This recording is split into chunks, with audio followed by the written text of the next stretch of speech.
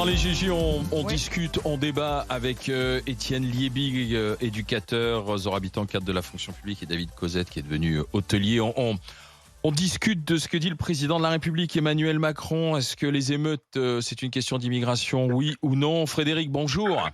Bonjour à vous. Non, dit le président de la République, ce n'est pas une question d'immigration, c'est plutôt une question d'intégration et de difficultés socio-économiques. Qu'en dites-vous?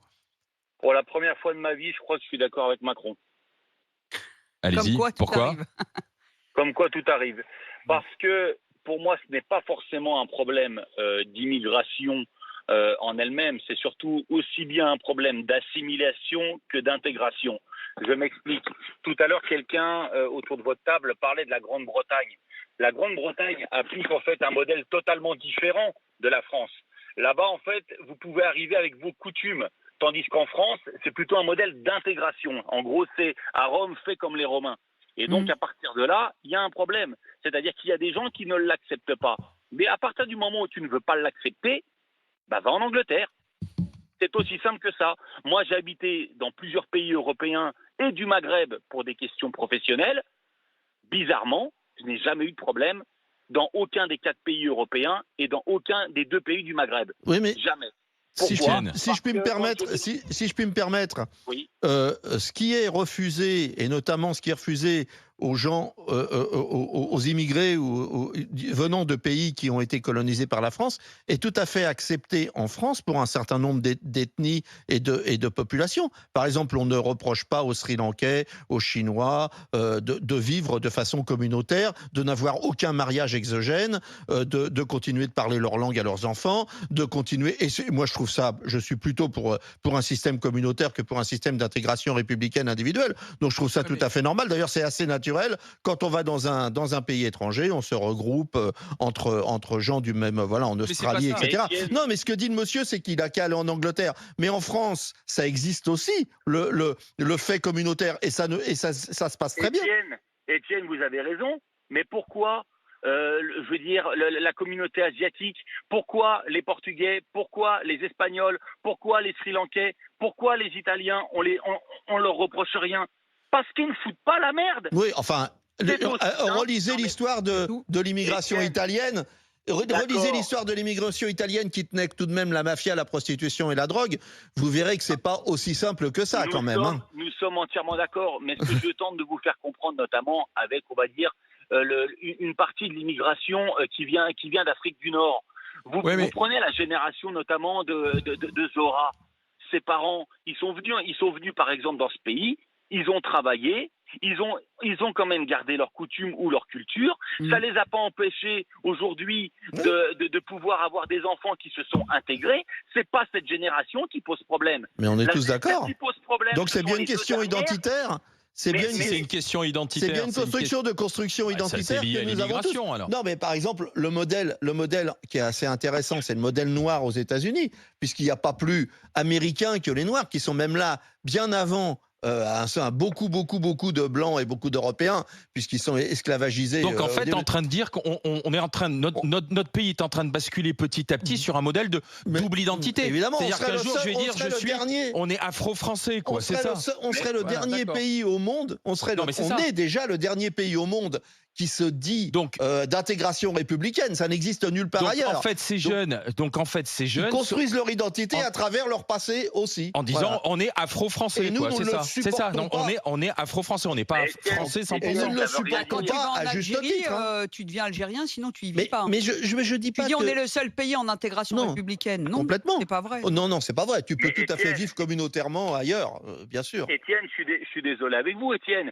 Aujourd'hui, les gamins qui ont 14-15 ans, qui sont d'origine, de par leurs parents d'Afrique du Nord, parlent même pas l'arabe. Et ben c'est pour ça que j'ai dit que c'était un passé fantasmé.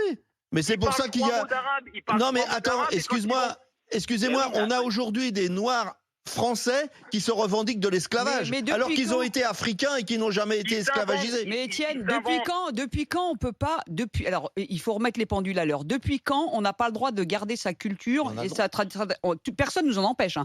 Moi, si je veux, je vis. Je vis comme j'ai envie. Non, c'est pas si simple, Zora. Le seul problème, c'est le sentiment de rejeter le pays dans lequel tu vis. Et l'inverse, d'être rejeté par le pays dans lequel tu vis. Mais je vais te dire, quand nous on s'est intégrés, la France, elle voulait voulait pas de nous. Hein. Je veux dire, elle n'a jamais voulu de mes parents, elle n'a jamais voulu de nous. C'était quoi, le mot d'ordre de nos parents? Ce pays va vous offrir plus que ce que là où on était. Allez-y, intégrez-vous, faites de ce pays le vôtre. Ça dépend du message que t'envoies. Je veux dire, après, ce pays, il est imparfait pour le français de souche, il est imparfait pour le français de longue date, et il est imparfait pour le français fraîchement arrivé, il est imparfait pour tout le monde. Hein. Tout le monde subit dans ce pays le pouvoir d'achat, ça touche tout le monde. Hein. La vie qu'on a, ça touche tout le monde. Mais les adolescents aujourd'hui sont dans une construction qui non, il n'y a pas que les adolescents, il y a des gens de 35-40 ans pareil. Non, mais c'est surtout... Non, mais là, ceux qui étaient au cœur des émeutes, parce que c'est ça qui les intéresse. Frédéric, merci d'avoir été dans les GG. Pas obligé d'être dans le rejet, c'est ça. Mais non, on n'est pas obligé. Complètement, j'aurais retourné complètement la situation, parce que c'est toujours bien de se mettre à la place des autres. Moi, quand j'avais 18 ans, j'ai habité 1 an aux États-Unis, et au bout de quelques mois, j'avais fait un papier dans le truc de l'école en disant ici, c'est hypocrite, c'est nul, l'alcool à 21 ans, chez nous, on peut boire qu'on veut, fumer, machin, etc. Et je mettais un peu en exergue tout ce qui, moi, me choquait. Et tout de suite, on m'a fait comprendre, mais des mecs, même certains menaçants dans l'école, me disant « Mais attends, ici, t'es aux États-Unis, c'est notre culture, ça ne te plaît pas? Rentre chez toi, rentre en France, dégage. » Et ça m'avait marqué. Et j'ai eu, je pense, l'intelligence de me dire « Ah oui, je suis con, moi je réagis avec mes codes.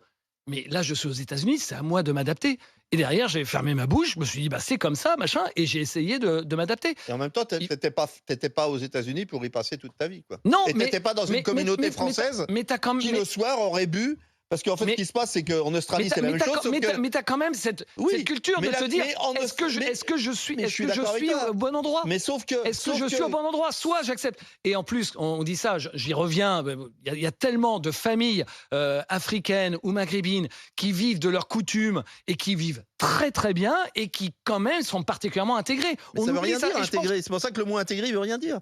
Ah ben c'est ce que dit le président de la République. Dont les enfants ne posent pas de problème à se rebeller contre la République. Pas automatiquement l'intégration.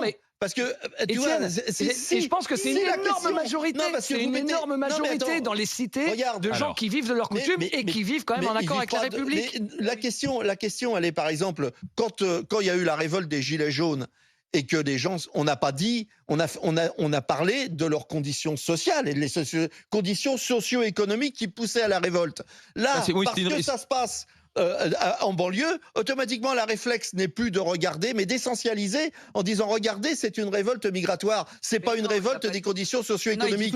C'est assez intéressant parce que en fait, tu te rappelles de notre ami, comment il s'appelait, qui écrivait des bouquins, Je suis noir et j'aime pas le manioc. Oui, Gaston Kellman. Gaston Kellman, il nous avait expliqué que ses filles qui étaient noires, et lui est né en Bourgogne, et noires, la maîtresse avait dit, elles sont hyperactives, et la maîtresse lui avait dit, elles seraient mieux dans leur milieu, dans le milieu d'origine. La maîtresse en France leur avait dit. C'est tout. Non, c'était une espèce de projection d'essentialisation.